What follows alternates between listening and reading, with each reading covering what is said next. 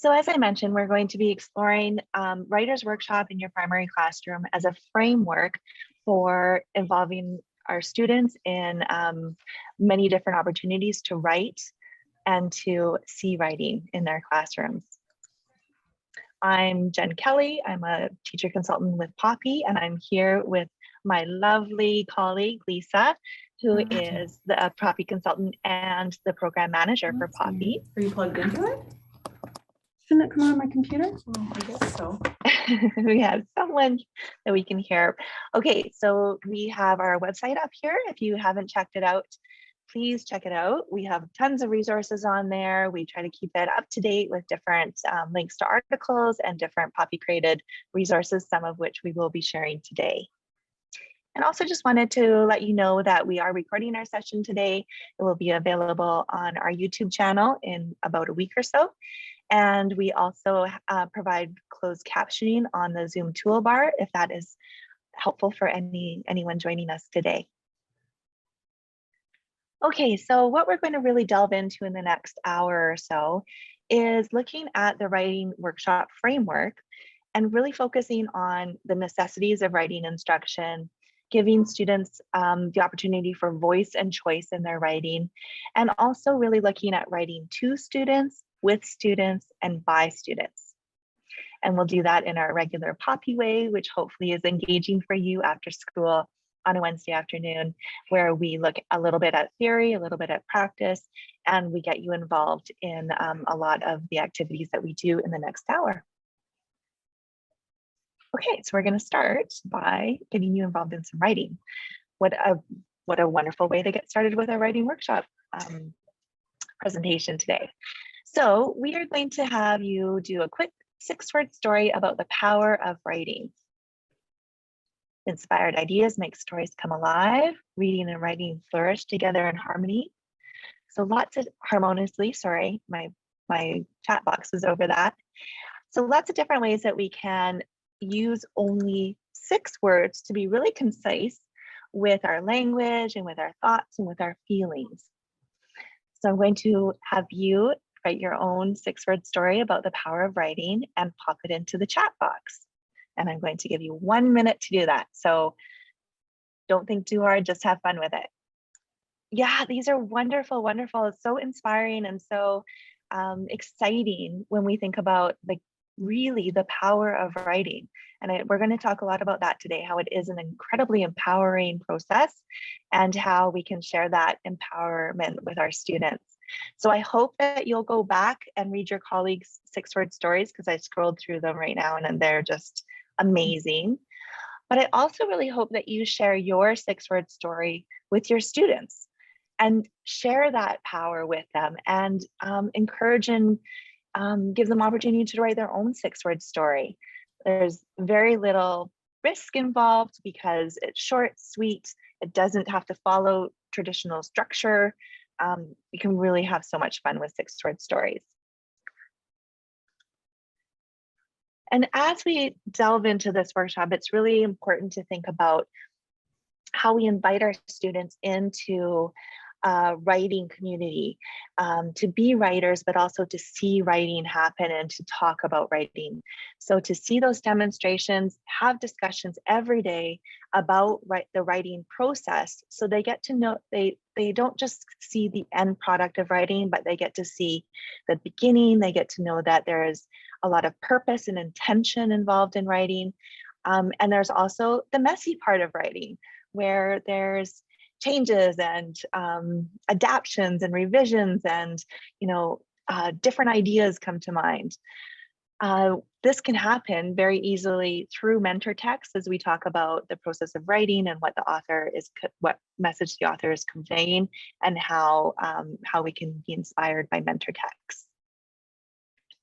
So what our students need is really that explicit sequence instruction. That's really going to allow them to see that process, as I mentioned. So they get to understand that there's many different steps to writing, and that they are a part of, building that writing and and considering ideas and making that happen into a message on paper. Now, the critical feedback is really important so that they know how to do next steps in writing. Now, I just love this phrase, I think you're ready for, as a critical feedback, because it doesn't, as I work with students in a writing conference, I don't want to say you should or next time, but I think you're ready for. Invite students to take that on themselves and feel good and confident that they are ready for something exciting to come next. So we want to give them opportunities for that. And then to have a lot of different opportunities to write about topics they care about. And I'm going to delve a little bit more into that into this next slide. So we know that we love to write about topics that we care about. So I'd love you to think about, the types of books that you like to read and the topics that you would like to write about, because that's going to help us to think about ourselves as writers and help invite our students into that place of a writer and a writing community. So in the next minute, I'm going to have you come up with a list of about 3 to 5 things that you would be really excited to write about. Nonfiction, fiction, whatever genre you think, just some ideas to think, what would I like to write about? If I had like 3 hours to myself on a Saturday afternoon where I didn't have to do anything else, what would I like to write about? And you can pop those into the chat box. Okay, so many of you wrote about things like travel and fishing and lots of different ways that you've had fun in the past, adventures, hobbies. Excellent. So a lot of people thinking about, pleasurable activities and recreating those really in your mind and putting them on paper. Thank you. So I'm going to introduce you now to Dylan. Now, Dylan is an 8-year-old who really knew what he wanted to write about, adventure. And he had a dream and he followed it.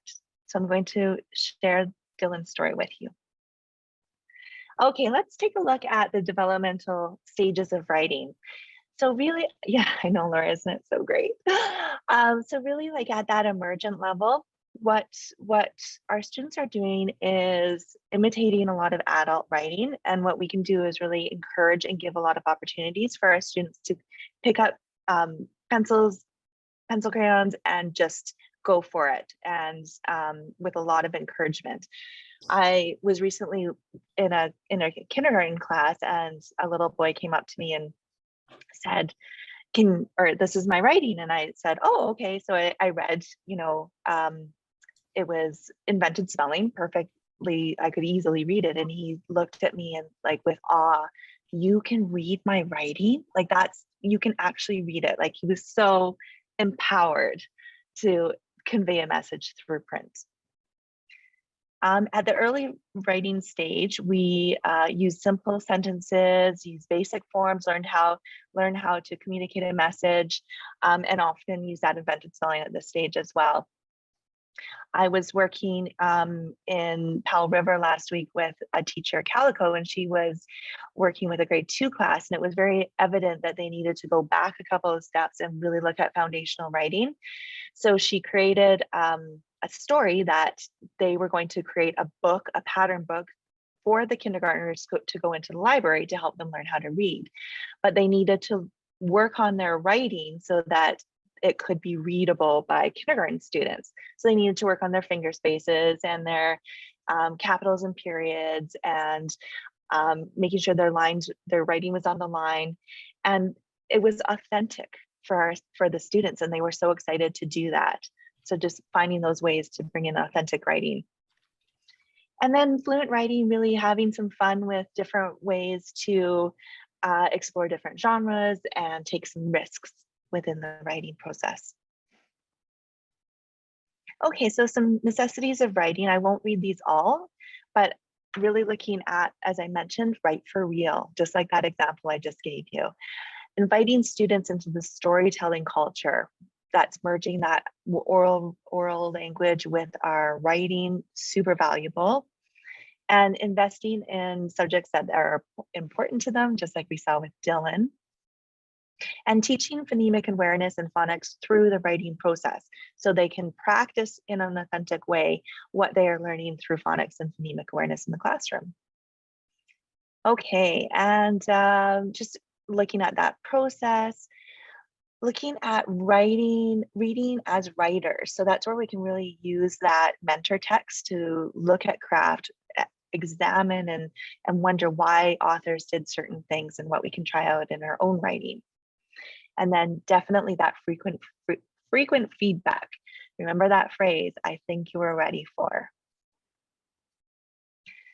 And a really great framework where we can remember those necessities of writing and try them out with our students and really set up a framework that gives them lots of opportunity to listen, to see the writing process, to practice it, and then to celebrate it, is through the writing workshop framework. And this one's out of the units of study and mindset and moves through Goldberg and Daily 5. So starting with that mini lesson, that's that explicit instruction, giving independent practice time where it's not students are working all by themselves, but they are not directed as a whole class from the teacher. The teacher is doing different conferencing, teaching small groups, providing that just-in-time support, and students may be working privately with a partner, with a group, and then coming back together and really celebrating the writing that is happening within the writing community. Okay, I'll turn it over to you, Lisa. Yeah, so when we look at the writing workshop and the framework, what we really love about it is how it allows quite naturally for the differing levels of scaffolded support for our students. So they get the whole class instruction where we're doing the modeling and the demonstration. We get them actively engaged and they try it out a little bit in a small dose with a partner, an elbow partner conversation, even just talking about it. Then they get that bulk of the time, whether that's 20 minutes if you've got kindies, or maybe it's 30 minutes, maybe you gradually build that independent practice time grows to be longer and longer over the years. They develop their muscles as writers, and then coming back together to do the celebration and sharing at the end and to connect it.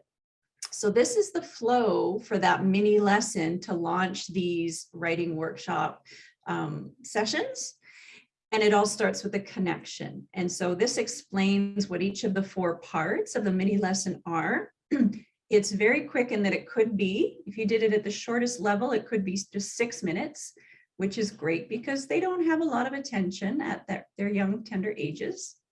The research says it's about 1 minute per year they are old. So we don't have them for long. So it's got to be really high impact and really targeted and really specific and focused. So the connection is linking back to the work the class has already been doing as writers and what you've been helping them learn, what they've been practicing already. And then we name the teaching point. So there's explicit teaching, what a goal is, a step to reach it, and here's the skill or strategy in action. I'm going to model or demonstrate it for you. A mentor text might be used as well as a piece of an example of good writing or showing and highlighting a writer's process. Things like voice and genre, character, plot, setting. Each and any one of those you could tease out. And there's a lot of research that really supports just focusing in on one skill or one strategy so we don't overload them.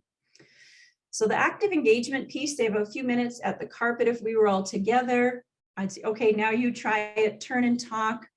If you could pick, kind of like what Jen already set out for us, think of all the things that you love that you'd be excited to write about. See if you can come up with 2 things and just tell your elbow partner. And then I'm going to listen and see what people are talking about, what they're sharing, and I'm getting some ideas of some topics. And then we're going to bring everybody back together and I'll get some kids to share, whoever's comfortable sharing what their thoughts were, their process. And then we're going to go off and do that independent practice. And then that's where we're being the coach or the guide on the side and having those mid-teaching moments. The link is just like that sharing and celebration at the end, where we're circling back to what the teaching point was and what we learned today, and then connecting it to their future life as young writers, that it's a strategy they can put in their toolkit and take with them in all of the writing that they do going forward. So it's making an explicit connection that it's not just about what we're doing today to fill our time until recess. So it really is helping them develop their muscles as writers. So the first thing that we're going to look at here is we're going to guide you through, as Jen mentioned, writing to, with, and then finishing up with writing by children to show the scaffolded layers of support. And so the benefits and the rationale and the purpose for writing to children, that explicit modeled writing, is it's showing students again and again and again and again through the year, through every week and year, through the year, what to do. So what good writers do. So we act out and think aloud and talk about our actions, our thinking, the decisions that we make, and what a writer's mindset is. So we're really making what's embedded and natural and automatic for us, we're making it explicit and tangible and something concrete for the students to understand. And we're not just talking about what we want to write, but we're going to show them how to write as well. So again, this breaking it down into baby steps with the safety of this, first of all, is they're watching me as a teacher teach them how to do it with an example. So really simple, simple, simple. We can add labels to a picture. So a nice easy one is, let's draw a picture of the playground at our school. What does our playground have? This one here's got a tire swing. It's got a slide, some other swings, and we have a bridge. So we can add labels to the picture, and I can ask the students if they want to jump in, they can, but I'm going to get them to help me sound out. So you can see here, these students are early writers. They're just putting together the letters, sound, correspondence. We've got some initial sounds there and some ending sounds. But I think as teachers, we can all decode what that is. So this is giving the earliest emergent writers something to aim for that is much more achievable than trying to copy and make a book. Like little Dylan making his 81-page book in grade 3. He started out probably with something just like this. So thinking of those baby steps.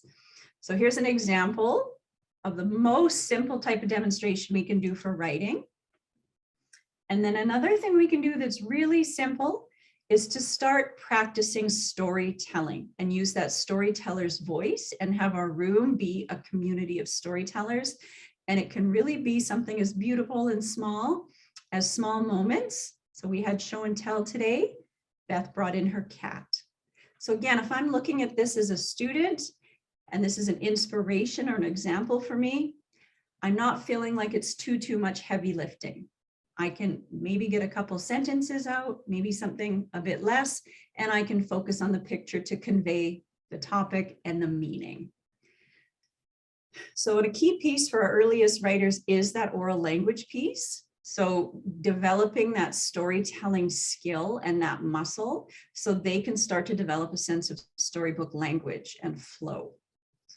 So I'm posing this to you if you were my class of students all together. So for you, think of something that happened or something that you did recently. And if we were all on the carpet, I'd have you tell an elbow partner using your storyteller's voice. You can maybe describe the scene and use your words to tell who, where, and what happened. Once you got onto paper, you could use some speech bubbles and some pictures. But because we're virtual and we're on Zoom, we'll use the chat box to do that. So think of something that happened to you or something you did that you could write a small moment story about. I'm going to put a music timer on, and you can use this time while the music's playing to think of something that happened or something you did that you could easily write 2 or 3 sentences about. Oh, thank you. So some lovely small moments here, some big, some small, some happy, some involving the fire alarm. Okay, so what do you call a baby rabbit or a baby, rabbit? A kit or a kitten. Really? Yeah. I didn't know that. Okay, thanks, Lisa. So, yeah, we knew some big world history things and world capitals and dates and things like that, but this simple one kind of stumped us. So that was kind of a funny moment. So again, if we're giving our students, setting up an example, and the example, if it involves them, so again, something that happened at school or in the classroom or the library, it's relatable for them. They lived it and experienced or witnessed it, so it helps them when they go to do their own kind of storytelling. But again, if I said to you here, everyone, can you please write 2, 3, 5 sentences for me about fire alarms, that might not connect and resonate with everybody. For us, it might be like an eye twitch moment of times where kids have pulled the fire alarm and it was false alarms. But the giving this the voice and the choice and the opportunity for you to pick something meaningful to you is a transformative piece of the writing being a powerful learning experience for our students and getting that motivation and the buy-in and the engagement. So can we find that differentiation and the open-ended opportunities to show them and model and demonstrate what different types of writing looks like, and then give them the freedom and flexibility to have some choice within those different genres and purposes and forms, thinking about audience and purpose and format. Can we give them some wiggle room to really make these writing opportunities and activities their own? So now when we look at interactive writing, moving up or moving sort of that gradual release of responsibility, if we think of giving the students a little bit more work to do and inviting them in to collaborate on a piece of writing with us. And again, it obviously works really well if it's something that's happening at school. They're getting involved, but we're not putting too much responsibility onto them yet. And there's the safety of the group. We're still there as that guide and a coach, but we're going to compose writing together. So it really draws out and makes explicit, let's work through the thinking and let's work through the steps together.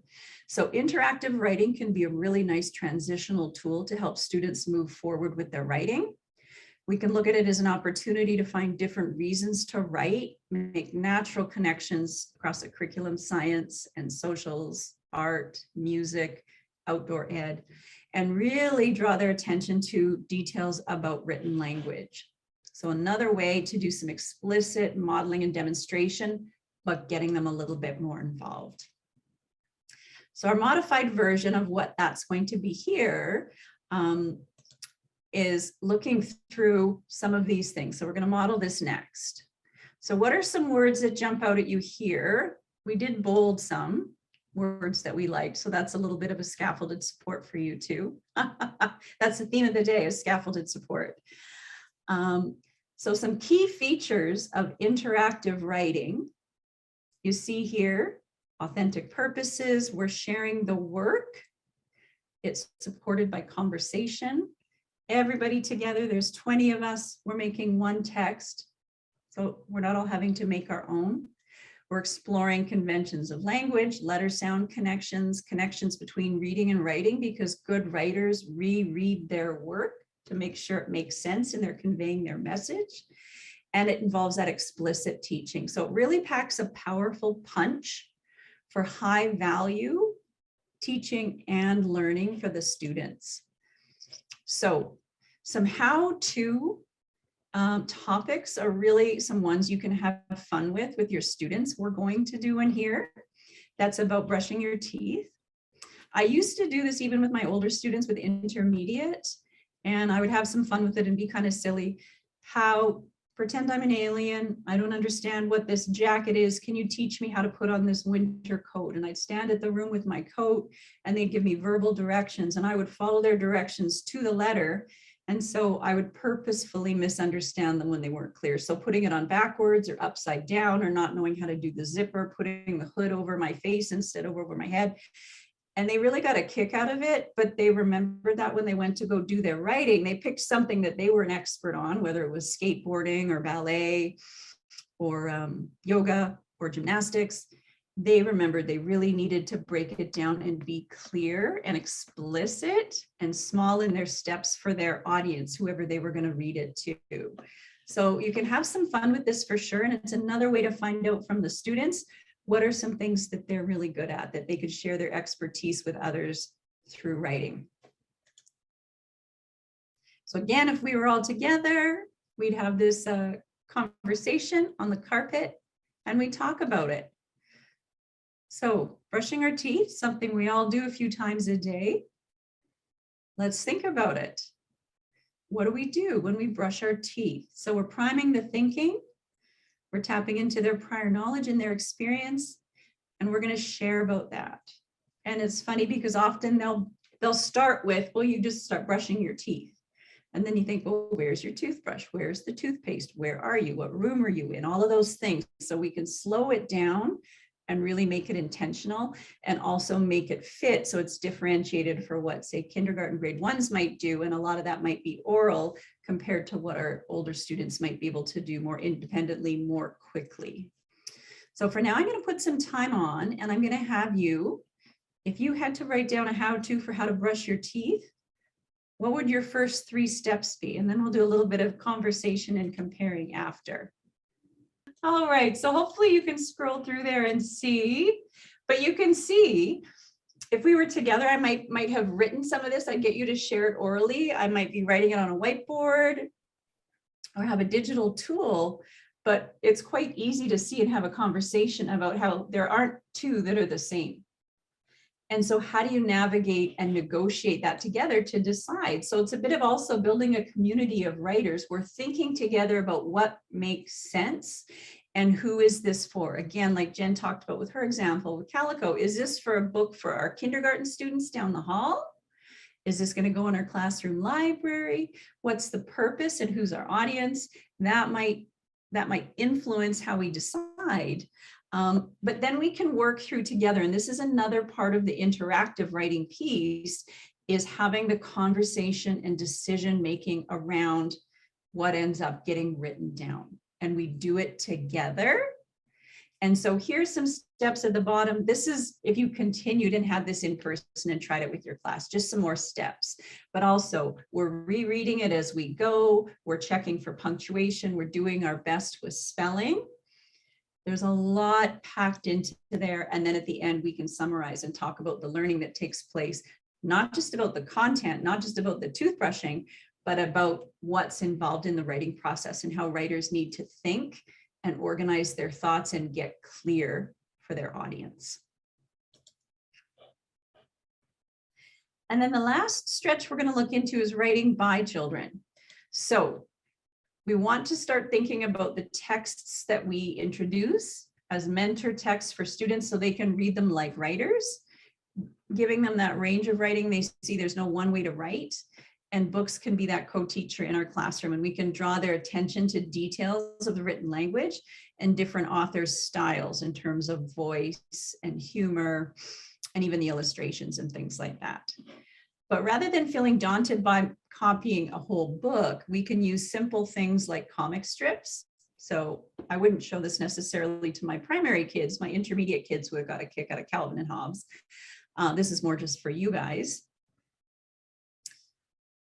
But also what you can do is give them a comic strip. Let's see here.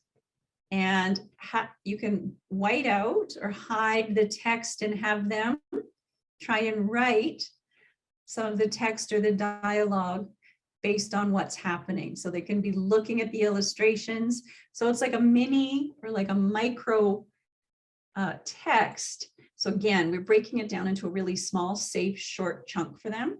So it's safer, it's less heavy lifting, and they're getting the practice in a really small way. And then often comics have some cute and adorable things, so you can have some fun with it that students really engage with. So we can do it orally for our youngest writers if they're not writing traditionally yet.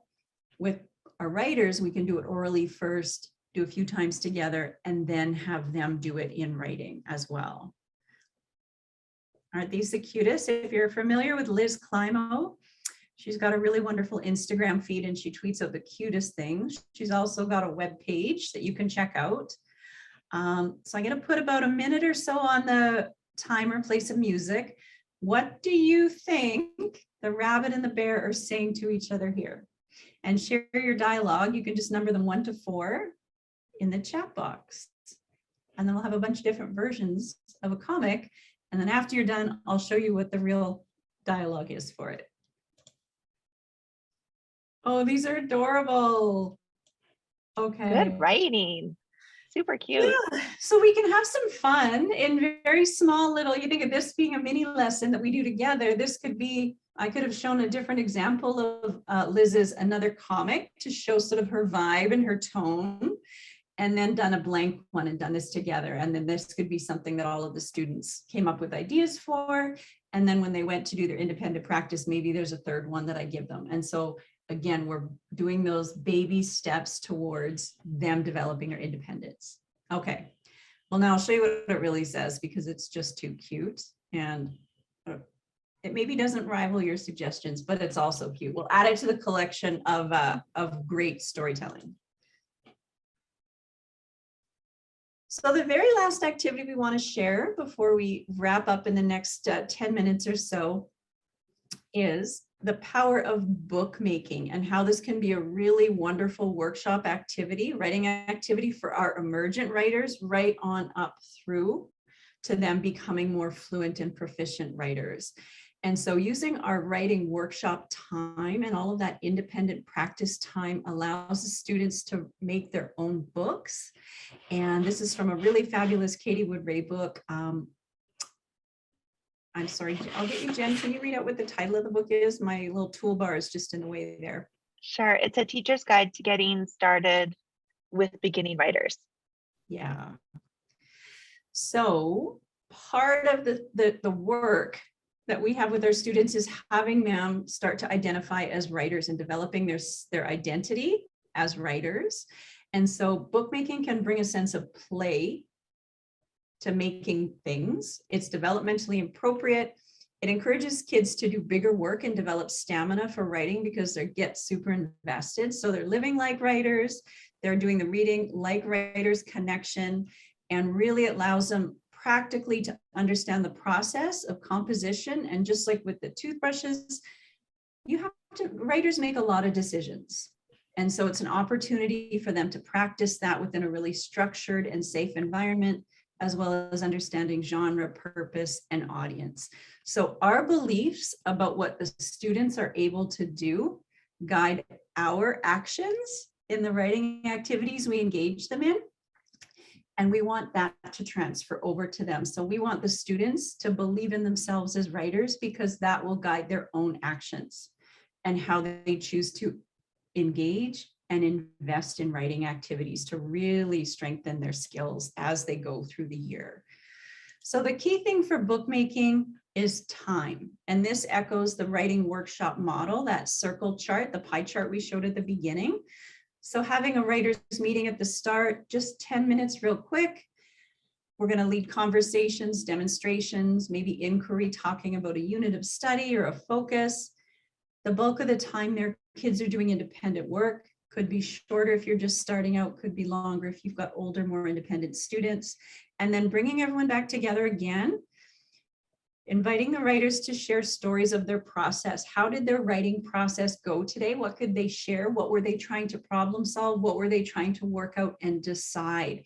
And we're bringing that out into the open. We're making it concrete and explicit and allowing the students to share their voices and their experiences of learning to be writers. So they can become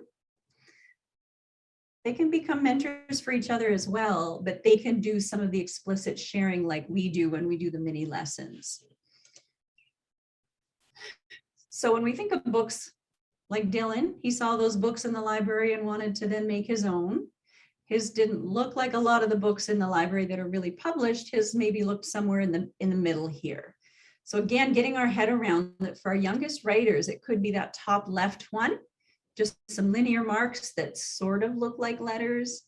And then as you see, you go across, it's more traditional, more readable.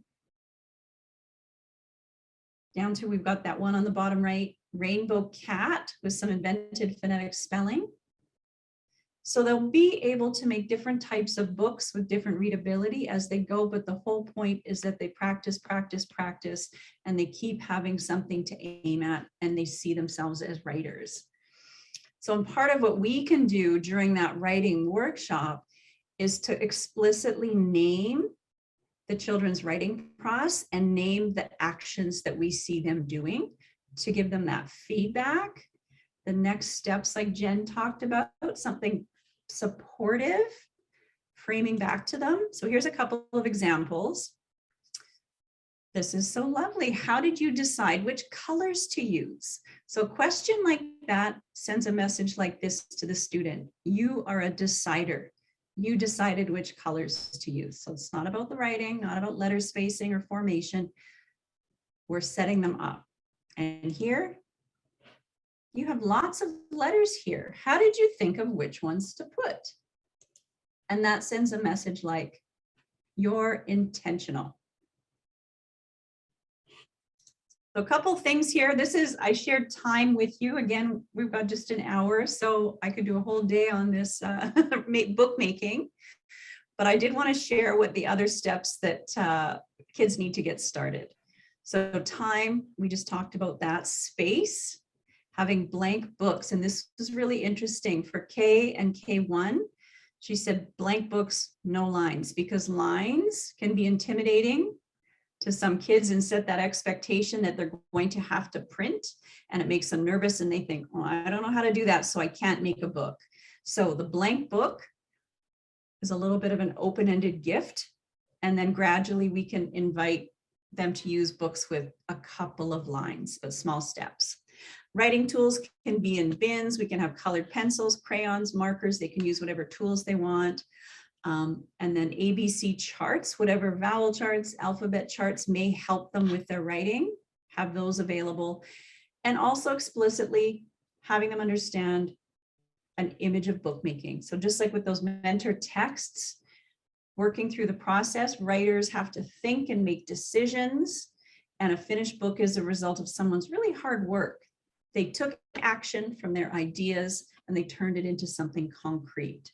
So that bottom line there, if children aren't trying to write, they aren't learning to write. So it's a really wonderful a spot for me to leave off on, and I'll pass it over to Jen for the home stretch. Thank you, Lisa. So we just wanted to share with you a couple of resources that we have on our POPEY site, if they're helpful at all for you to have to introduce to students or to students to have next to them when they are going through the writing. Here's a couple. I'll put the link in the chat box. Oh, wonderful. So vowels, some short, long vowels, and some word families. So they're there for you if you want them. Okay, and in the wise words of Lucy Calkins, teach the writer, not the writing. Beautiful, right? It really individualizes our students as writers and allows us to see them all for their unique gifts. Here are the resources that we use to build this workshop for you today. So if there's anything that you want to check out further, that would be wonderful. They're there for you. And we just want to thank you so much for joining us on this Wednesday afternoon.